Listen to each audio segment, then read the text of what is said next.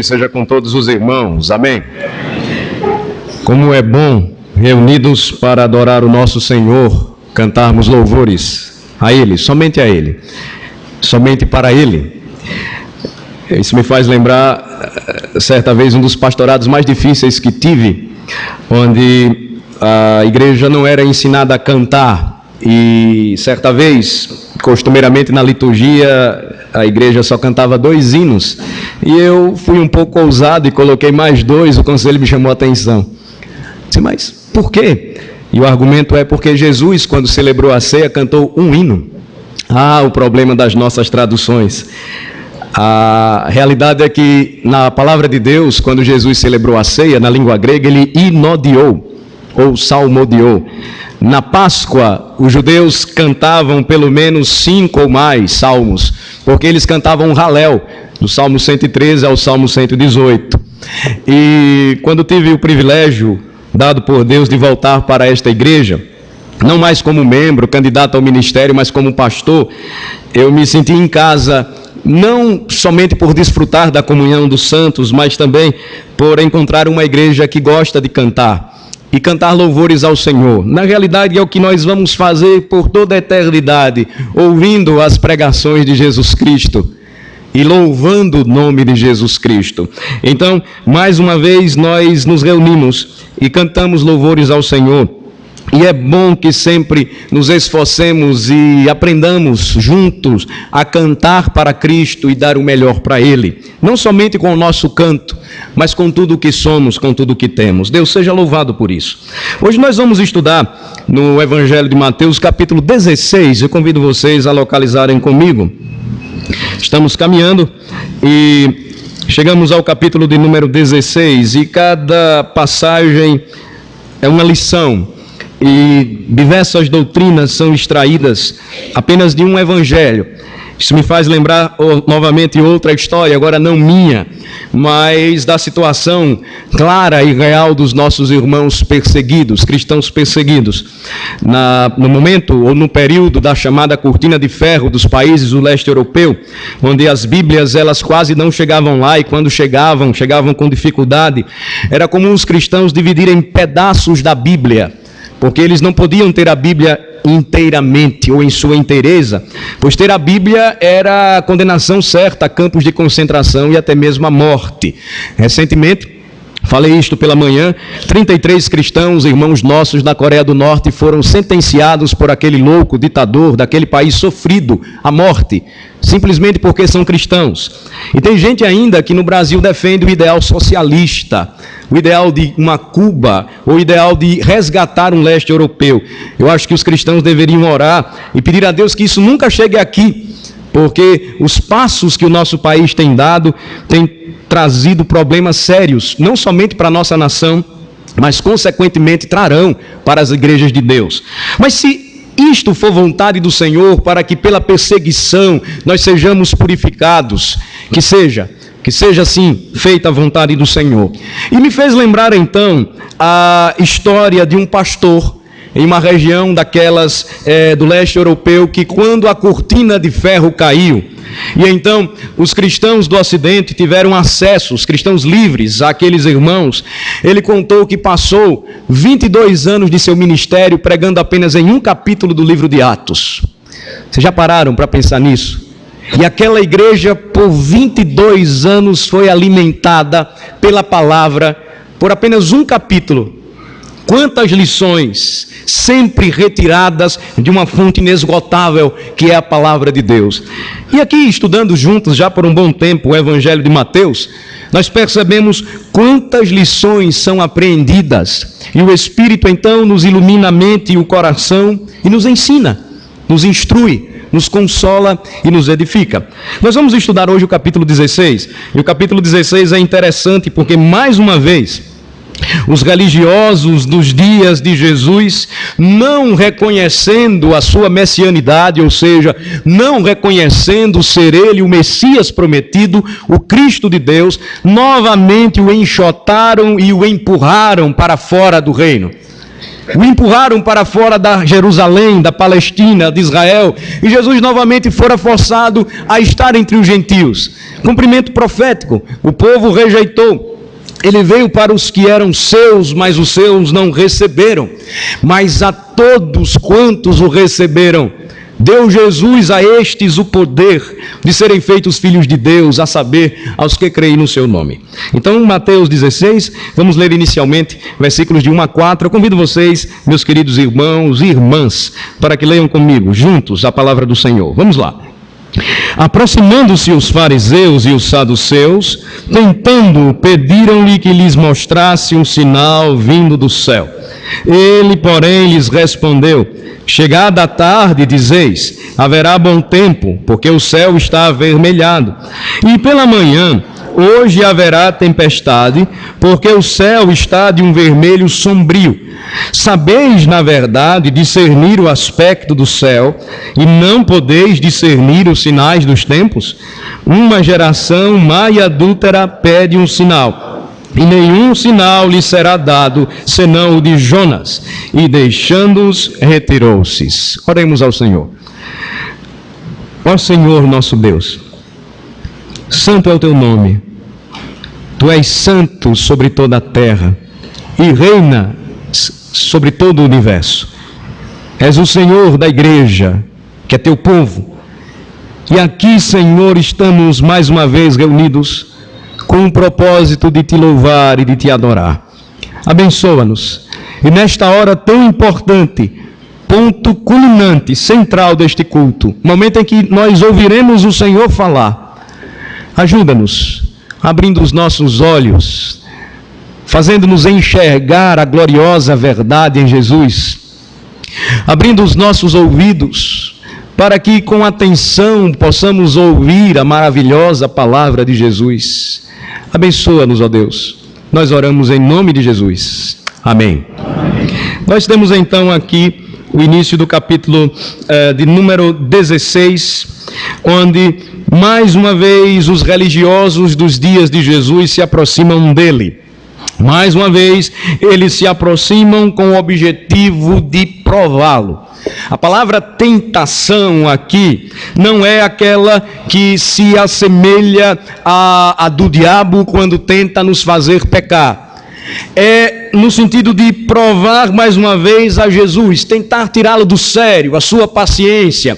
Os judeus constantemente queriam sinais e sinais e mais sinais. E agora o que é que nós vemos? Dois inimigos unidos para lutar contra um inimigo comum. Fariseus e saduceus, seitas opostas, eles nunca caminhavam juntos, eles nunca se deram bem.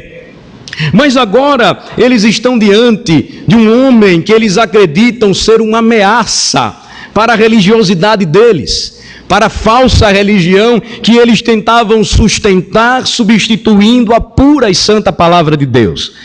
É importante lembrar, meus irmãos, que o Senhor Jesus Cristo, ele nunca foi contra fariseus e saduceus de uma maneira total. Por exemplo, o Senhor Jesus Cristo foi contra os fariseus quando eles tentaram afirmar que a interpretação deles era a melhor interpretação da lei. Mas o Senhor Jesus também foi contra os saduceus quando eles negavam a ressurreição que os fariseus acreditavam ser verdadeira e real e bíblica. Mas percebam, inimigos estão unidos, lutando contra aquele que eles acreditam ser um inimigo maior, mais poderoso, comum. Na Segunda Guerra Mundial, nós notamos como ideologias opostas se uniram contra um mal maior. O Reino Unido, a Inglaterra, os Estados Unidos, os países da Europa se uniram com a União das Repúblicas Socialistas Soviéticas contra a Alemanha de Hitler. Mas percebam que eles estavam vislumbrando alguém mais poderoso, forte e uma ameaça para eles. É a mesma situação que nós percebemos aqui, com um diferencial. Jesus não era um mal como eles pensavam. Jesus não era um inimigo como eles acreditavam. Eles estavam diante do Messias prometido, que ambos, fariseus e saduceus, aguardavam. Mas eles estavam obtusos, eles não podiam perceber e enxergar aquilo que estava diante dos seus olhos, pura e simplesmente porque não conseguiam se desapegar dos seus valores desta terra ou deste mundo. Observem novamente o texto comigo. Eles se aproximam de Jesus no versículo 1 e eles provam ou tentam a Jesus, pedindo a Jesus que lhes mostrasse um sinal vindo do céu. Eles eram loucos por sinais. Paulo vai dizer isso escrevendo aos Coríntios: os judeus pedem sinais, os gregos pedem sabedoria, mas nós pregamos Cristo crucificado, poder de Deus e sabedoria de Deus. Então, eles estão diante do Senhor, eles querem um sinal vindo do céu e percebam a resposta de Jesus. Nos versículos 2 e 3, Jesus então lhes diz, ou lhes responde o seguinte: chega a tarde e vocês dizem, haverá bom tempo, porque o céu está avermelhado. Era assim e até hoje é assim naquela região. E pela manhã vocês dizem, haverá tempestade, porque o céu está de um vermelho sombrio. E a conclusão do Senhor Jesus Cristo é esta: vocês sabem, na verdade, discernir o aspecto do céu. Vocês sabem prever o que vai acontecer, se fará sol ou se fará chuva. Mas eu espero muito mais de vocês. Vocês se apresentam como os guias do povo e da nação no assunto religião. Vocês sabem discernir estas coisas. E Jesus então conclui a sua questão, o seu questionamento: e não podeis discernir os sinais dos tempos. Jesus aqui não está apontando para o futuro, nem está remetendo-os ao passado. Sinais dos tempos aqui é uma definição clara daquilo que estavam aqueles homens presenciando. Eles viram a Jesus face a face, tete a tete. Eles viram a Jesus como nenhum outro, ou como outros não puderam vê-lo. E Jesus então disse: como vocês não conseguem discernir os sinais dos tempos? Em outras palavras, como vocês não podem perceber que Jesus, o Senhor, está diante de vocês? A conclusão do Senhor Jesus Cristo, ela, então, no versículo de número 4, é esta, que eu peço a vocês que novamente leiam comigo, me acompanhem nesta leitura. Versículo 4. Uma geração má e adúltera pede um sinal, e nenhum sinal lhe será dado, senão o de Jonas. E deixando-os, retirou-se. Jesus, ele não suportou mais ficar entre aqueles homens. Jesus conhecia a intenção de seus corações. Jesus sabia que mais uma prova estava sendo lançada. E eles, não querendo abraçar a gloriosa verdade de que o Salvador se fez Emanuel, Deus conosco, se comportaram como uma geração má e adúltera, semelhante àquela dos seus pais. Jesus afirma: uma geração má e adúltera pede um sinal, e nenhum sinal lhe será dado, senão o de Jonas. Nós já vimos isto no capítulo 12, e Jesus novamente, ele trata do mesmo assunto, dizendo que nenhum sinal seria dado a eles, senão aquele que é a verdade. Nenhum sinal será dado a eles, senão aquele que eles tinham nas Escrituras, que afirmavam tanto conhecer, mas eles só conheciam questões a respeito do tempo. É semelhante àquela conversa que muitas vezes nós vemos hoje em dia entre cristãos.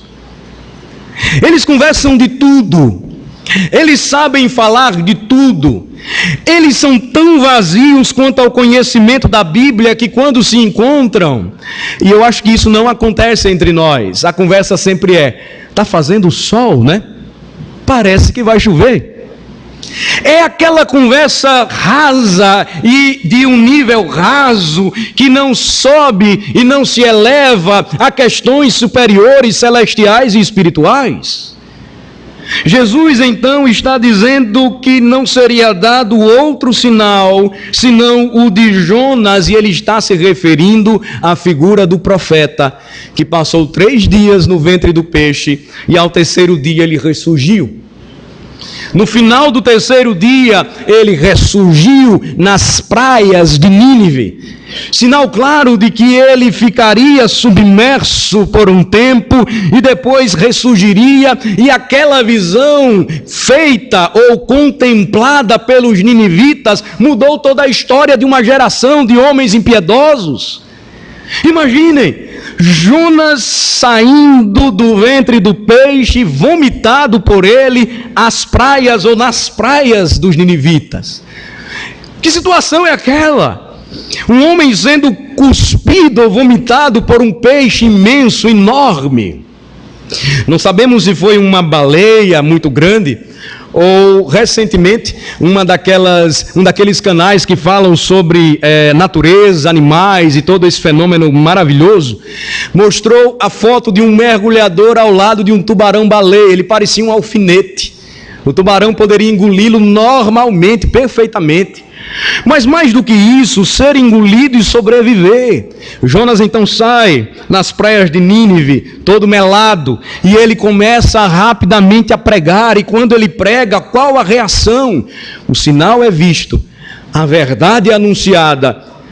Não vai demorar muito tempo e Nínive será subvertida. O resultado, o efeito, do rei ao homem mais simples, todos se convertem. Jesus então diz: eu não vou dar outro sinal a vocês, senão o sinal de Jonas. E ele então se retira, ele os deixa e a história continua. Vamos prosseguir. Versículo de número 5 até o versículo de número 12. Jesus então, ele vai ensinar uma lição aos seus discípulos que presenciaram tudo aquilo ali. Vamos ler do versículo 5 ao versículo 12. Vamos lá. Ora, tendo os discípulos passado para o outro lado, esqueceram-se de levar pão. E Jesus lhes disse: vede e acautelai-vos do fermento dos fariseus e dos saduceus.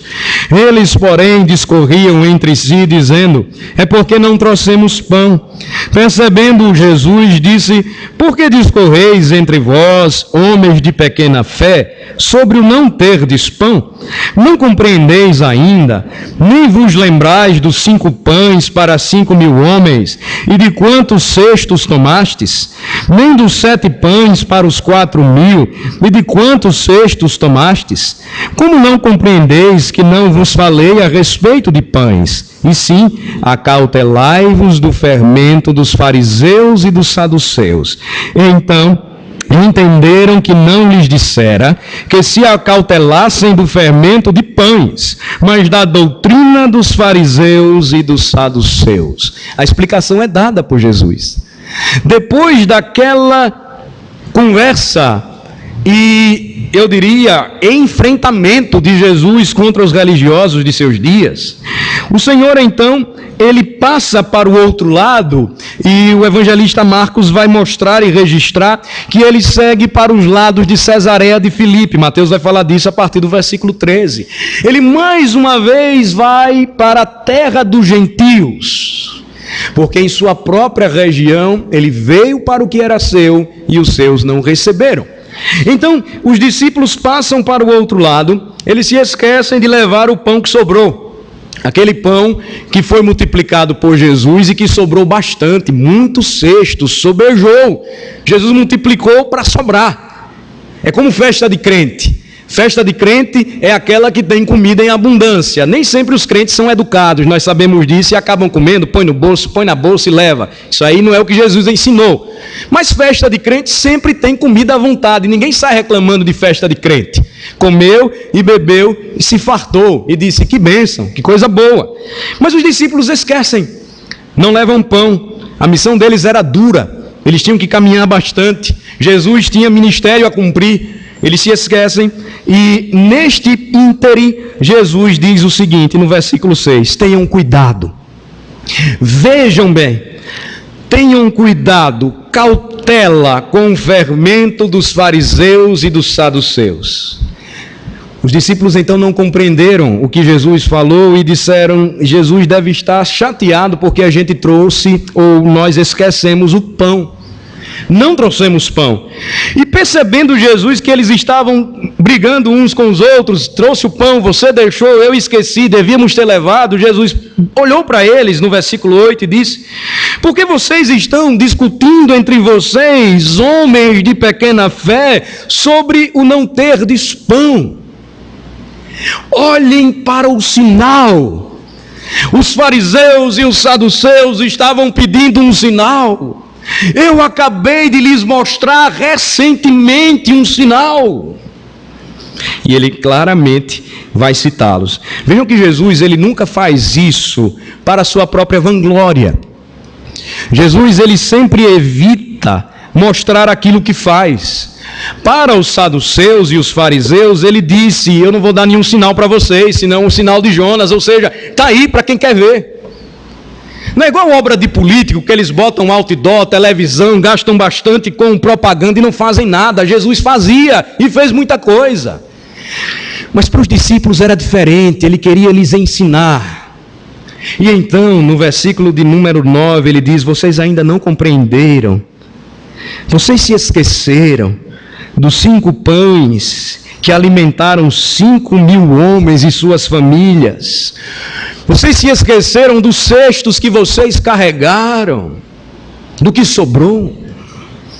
Vocês se esqueceram, verso 10, dos 7 pães para os 4.000 e de quantos cestos tomastes? 2 milagres iguais, semelhantes, de provisão, de sustento, milagres gloriosos. Vocês esqueceram de um sinal tão claro.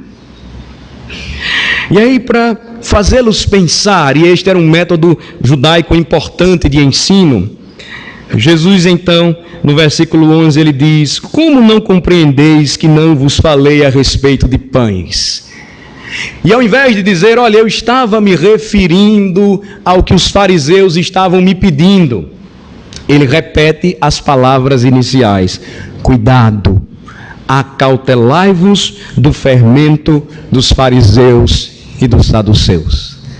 Aí o entendimento deles se abre. Eles então percebem a respeito do que Jesus está falando.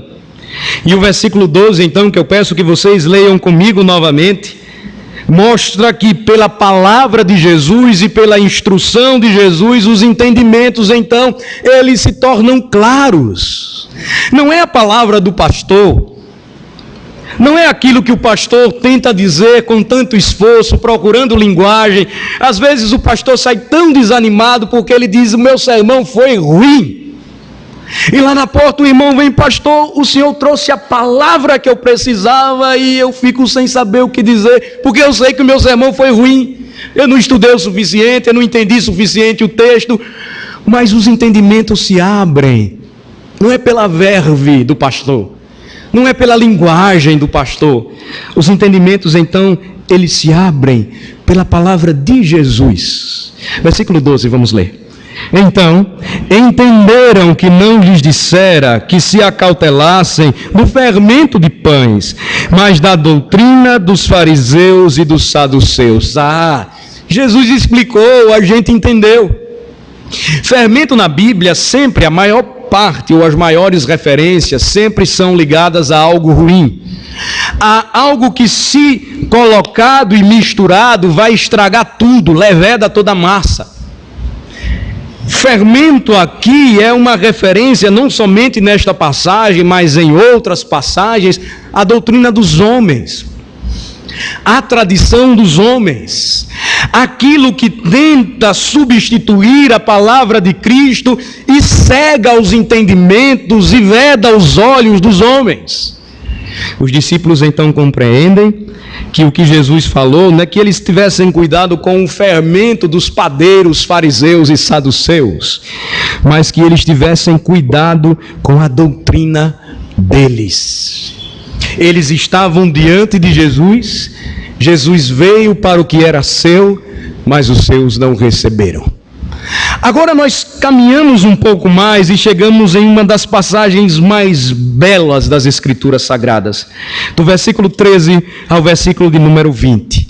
O conhecimento de Cristo, que leva o pecador ao entendimento acerca dele e da sua missão, se tornam muito claros agora para os discípulos e para todos aqueles que procuram conhecer a Jesus.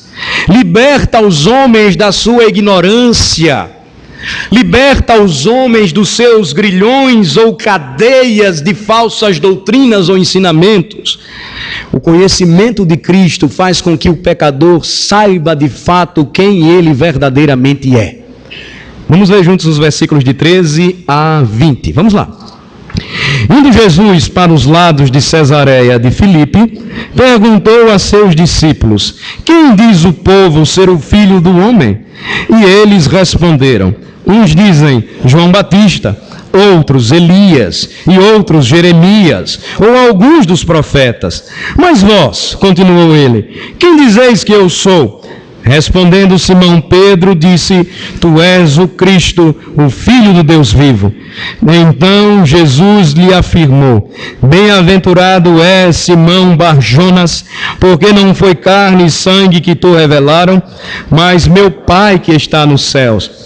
Também eu te digo que tu és Pedro, e sobre esta pedra edificarei a minha igreja, e as portas do inferno não prevalecerão contra ela.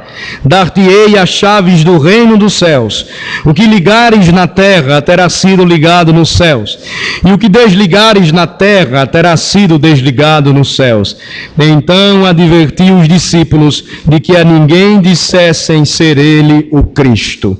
Jesus então, ele se dirige com seus discípulos para a terra dos gentios. Cesareia de Filipe foi a cidade criada por Herodes Filipe, em homenagem ao imperador César. E como naquela região existia outra cidade por nome de Cesareia, ele então a denominou Cesareia de Filipe.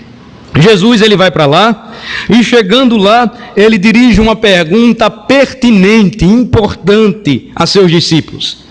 Ele diz: o que é que o povo está falando a respeito de mim?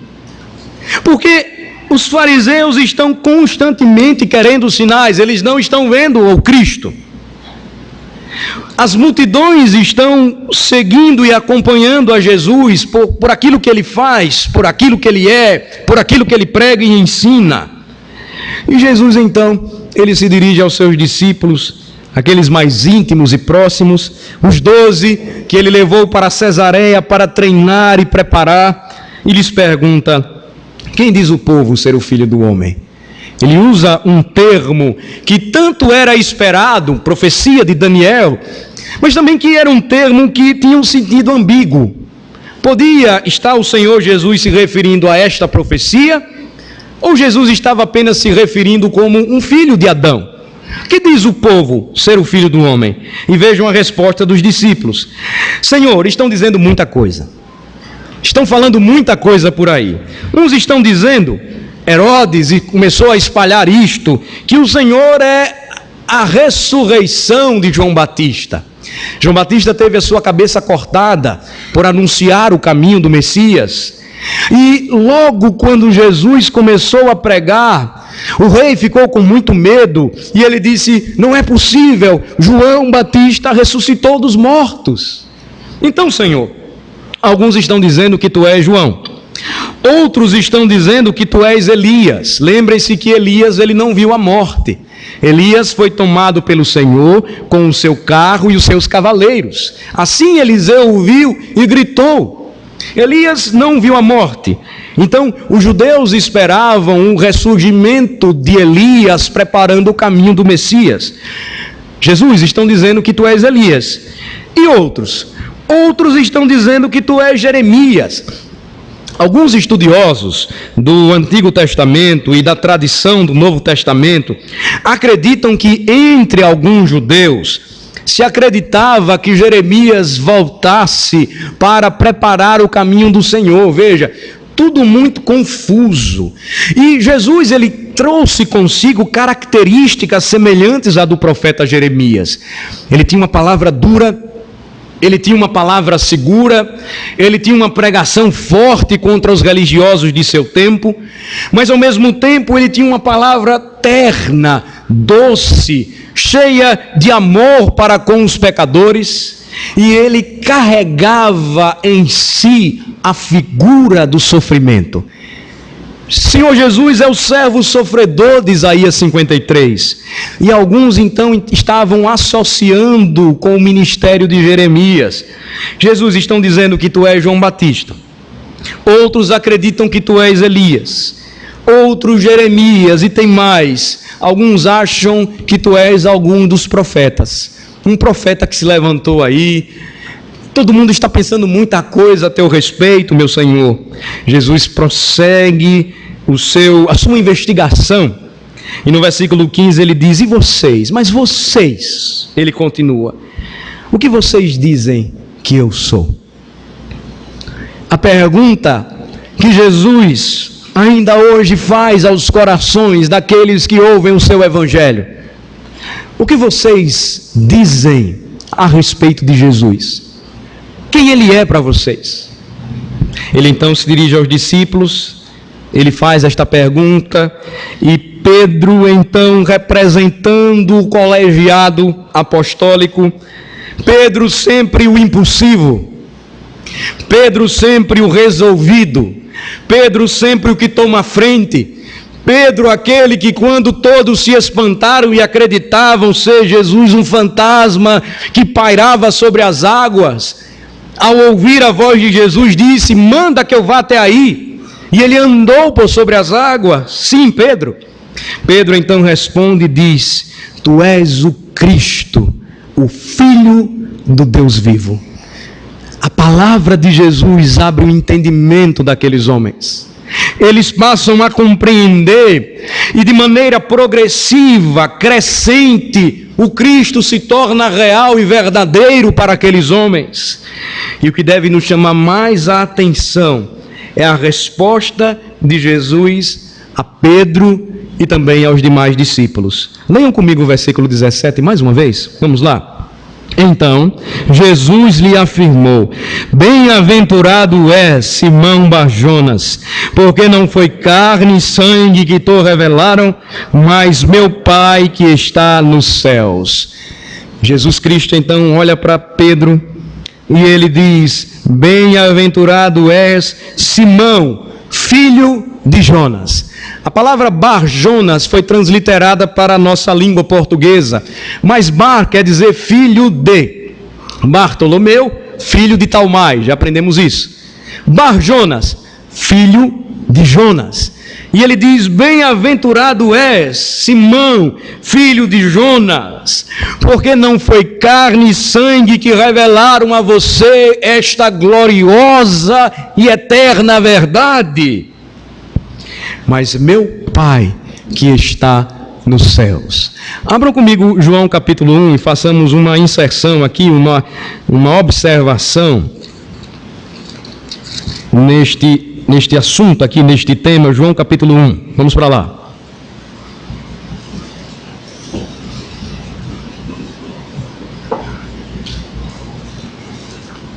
A partir do versículo 10,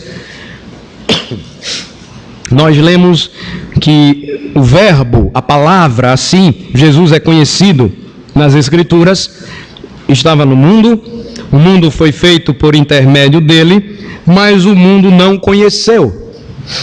Ele veio para o que era seu e os seus não o receberam. Mas vejam só o versículo de número 12, o que nos diz. A partir do versículo 12, vamos ler comigo. Mas a todos quantos o receberam, deu-lhes o poder de serem feitos filhos de Deus, a saber, aos que creem no seu nome. Então Jesus, a todos quantos o receberam, deu-lhes o poder de serem feitos filhos de Deus. Como o pecador se torna filho de Deus? Quando crê no nome de Jesus. E crer no nome de Jesus não é pura e simplesmente dizer que acredita em Jesus. É crer em Cristo, em sua obra, em sua mensagem, e pela fé dizer: tu és o Cristo, o Filho do Deus vivo. Cristo não é o sobrenome de Jesus, mas é a titulação de Jesus. Ele foi feito o Cristo. Por isso que não há salvação em nenhum outro, porque não há outro nome debaixo dos céus, dado entre os homens, pelo qual importa que nós sejamos salvos. Então, todos que receberam a Jesus, ele deu o poder de serem feitos filhos de Deus, a saber, aos que creem no seu nome. Logo, nem todos são filhos de Deus.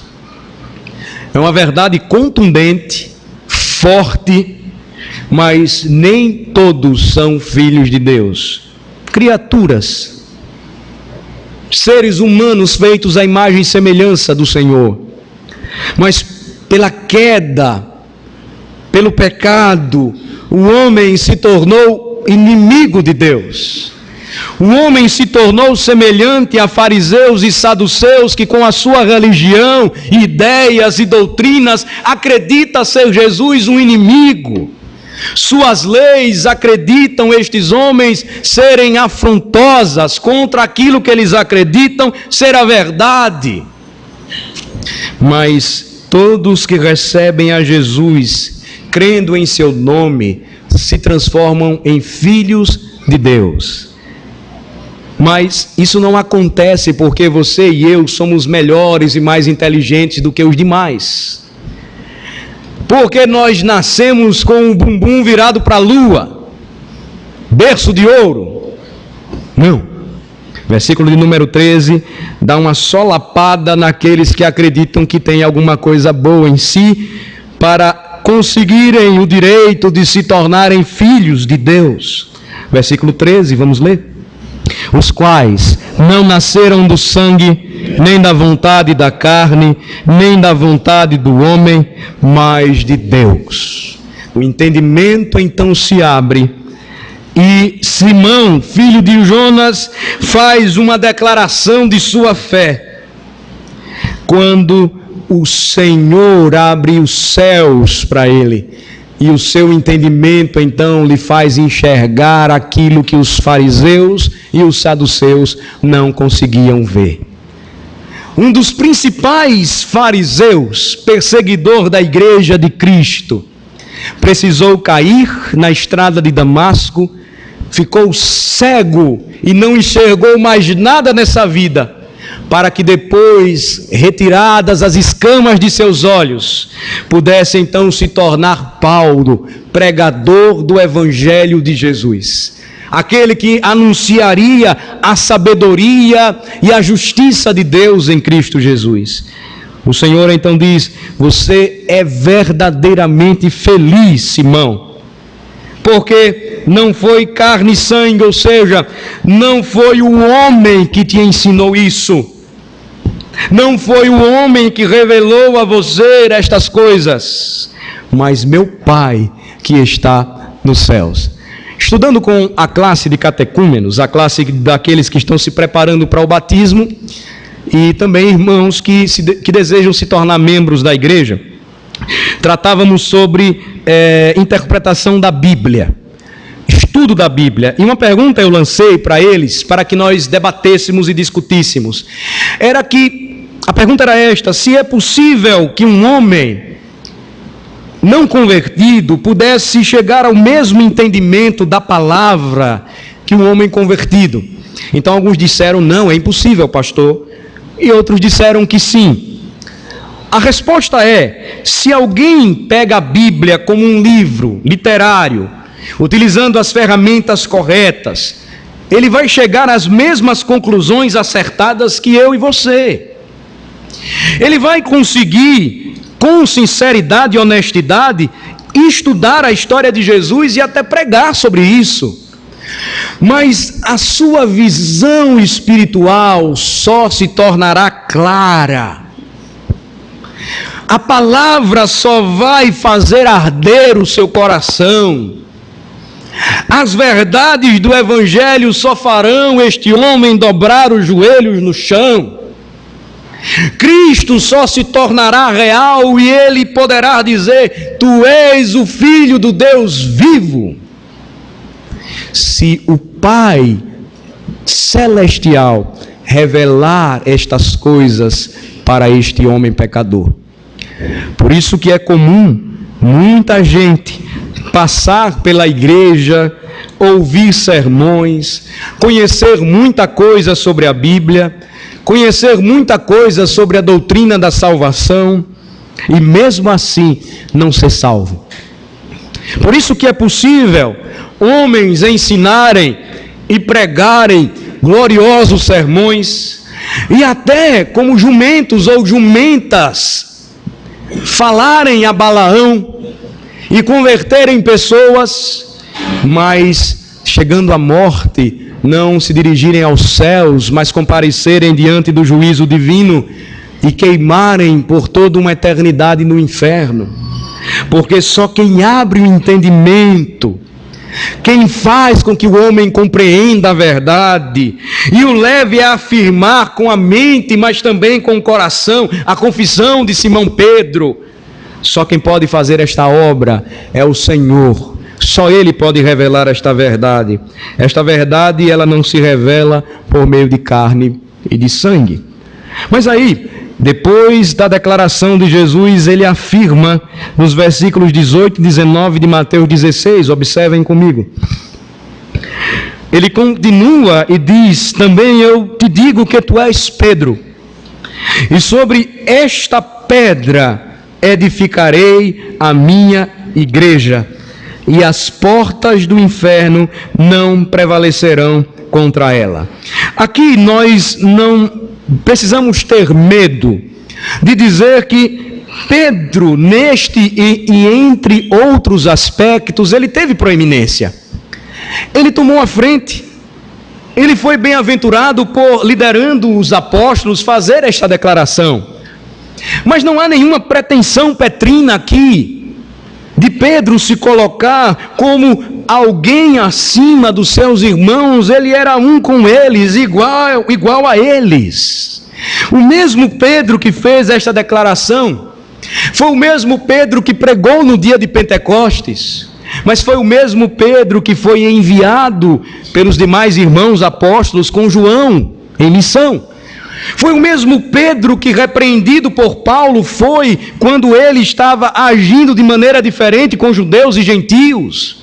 Então Pedro aqui não se coloca como o primeiro papa ou pai entre os demais, mas representando o colégio apostólico, ele diz, o Senhor Jesus Cristo diz a respeito dele, o Senhor Jesus Cristo, Criador do seu povo, que a sua igreja seria fundada no firme alicerce dos profetas e dos apóstolos, sendo ele, Jesus Cristo, a principal pedra. Então, Pedro é chamado aqui de rocha, lugar seguro, e diz o Senhor que sobre o fundamento petrino ou apostólico, ele edificaria a sua igreja, o seu povo. A palavra igreja quer dizer os chamados para fora. Da onde? Do mundo. É a Assembleia de Cristo, a Assembleia dos Santos. Era sobre o ministério apostólico, tendo Pedro como um de seus principais líderes, que o Senhor então edificaria a sua igreja. E ele conclui dizendo que as portas do inferno não prevaleceriam contra ela.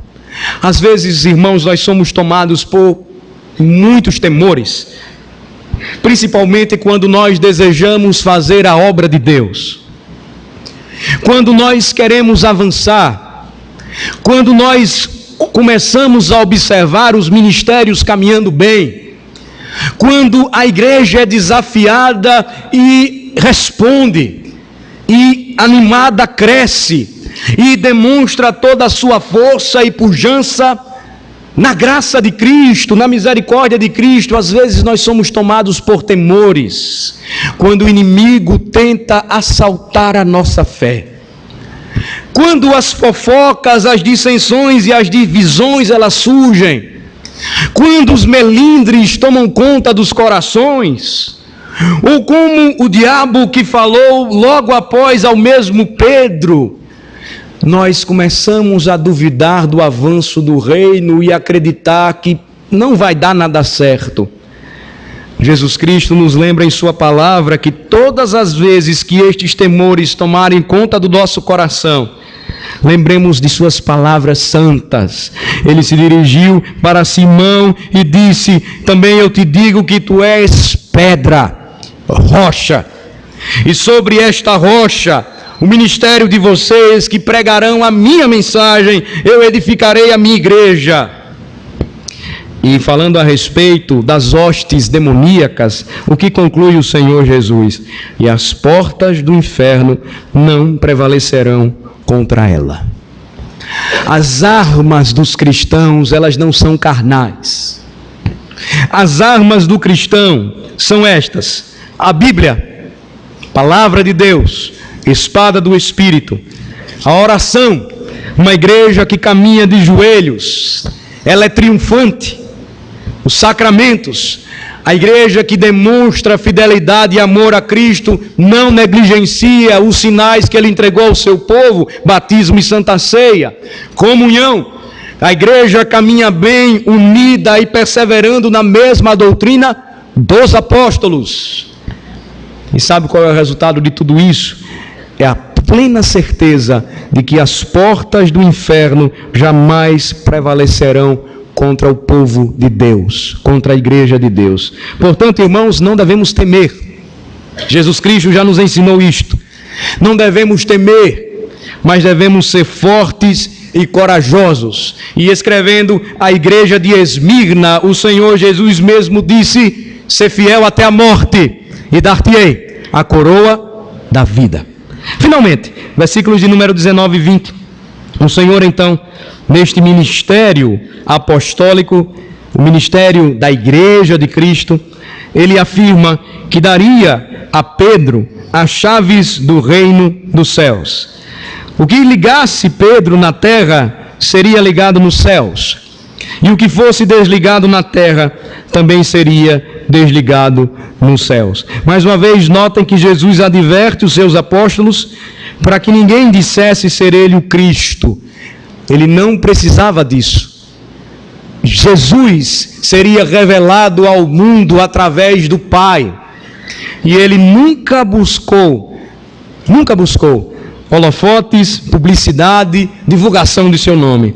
O versículo 19, ele conclui esta sessão nos lembrando o seguinte, meus amados irmãos: a igreja foi concedido um ministério glorioso. Através da pregação do Evangelho e do exercício da disciplina, as chaves do reino podem ser abertas ou fechadas. Capítulo 18 vai tratar novamente deste mesmo assunto. E vai dizer que onde 2 ou 3 estivessem reunidos no nome de Cristo em comum acordo, ali Ele estaria. De forma que, meus irmãos, a pregação fiel do Evangelho é a promoção do reino de Cristo na terra. E quando o Evangelho é anunciado com fidelidade, as portas do reino dos céus são abertas aos pecadores que, crendo no nome de Jesus, são transformados em filhos de Deus. Onde reside o nosso poder? Por que nós não devemos temer as portas do inferno que não prevalecerão contra a igreja? Porque a palavra de Cristo é o poder de Deus para a salvação de todo aquele que nele crê. Quando a reforma ela eclodiu na Europa e Knox começou a pregar na Escócia, a rainha da Escócia, ela dizia que tinha mais medo do exército inglês do que a pregação de Knox. Imaginem, aquele homem se dirigia ao palácio muitas vezes e não tinha medo de pregar o Evangelho a ponto da rainha da Escócia temida, tremer diante da poderosa pregação deste servo de Deus. Ele falava o quê? Que mensagem ele pregava? Ele pregava a mensagem que anuncia que a igreja de Cristo, o Senhor Jesus, concedeu as chaves do reino. Então vejam que responsabilidade, irmãos, a nossa de testemunhar a palavra. de não nos deixar enganar pelas mentiras dos homens, de não trocar a palavra pelo fermento dos homens, de anunciar a palavra com fidelidade e crer no poder de Deus, que é Ele mesmo quem abre o entendimento e os corações dos homens, e saber da responsabilidade que temos como testemunhas, porque quando nós pregamos, o reino pode se abrir ou se fechar para os pecadores. A nossa negligência será claro sinal de que nós não estamos abrindo as portas do reino pela pregação do Evangelho.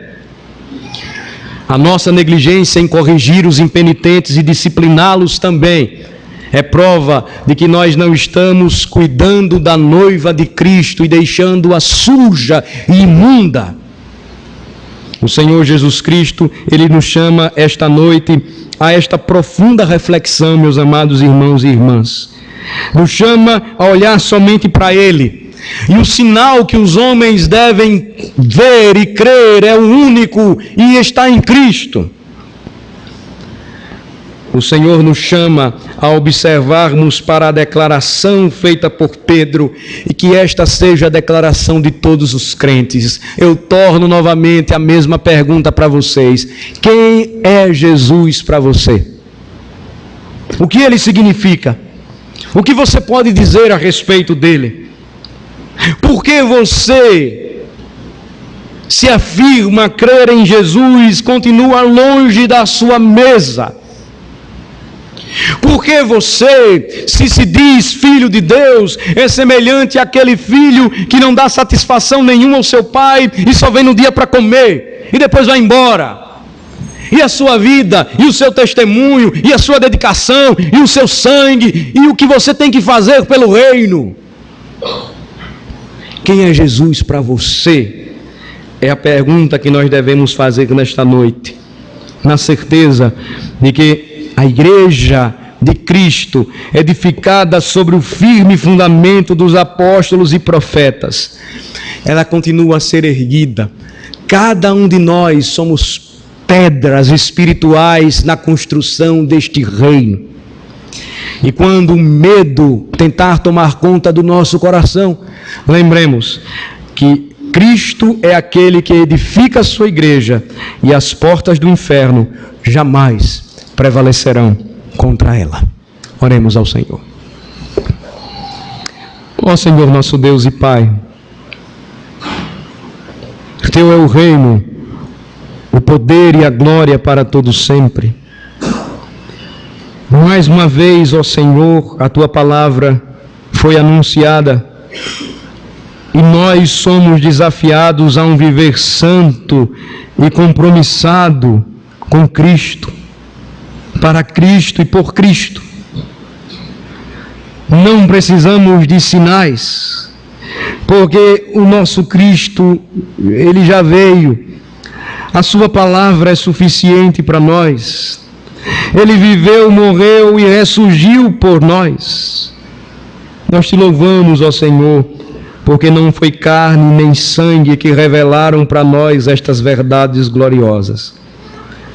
Livra-nos, ó Senhor, do fermento dos saduceus e fariseus do nosso tempo. Livra-nos de sermos profundos conhecedores do tempo, de não conseguirmos discernir os sinais dos tempos. Ajuda-nos, ó Senhor, a termos um encontro pessoal com Cristo e conhecermos a Ele verdadeiramente como é, o Filho do Deus vivo. Abençoa-nos, ó Senhor, com graça e misericórdia, e livra-nos dos nossos temores em meio ao nosso ministério e missão e peregrinação. E todas as vezes que formos utilizados como objeto de desânimo para o Teu povo, que lembremos sempre das palavras de Jesus, que Ele, sobre o fundamento firme dos apóstolos e profetas, sendo Ele a pedra angular, edificaria a sua igreja, e as portas do inferno jamais prevalecerão contra ela. Em nome de Jesus oramos. Amém e amém.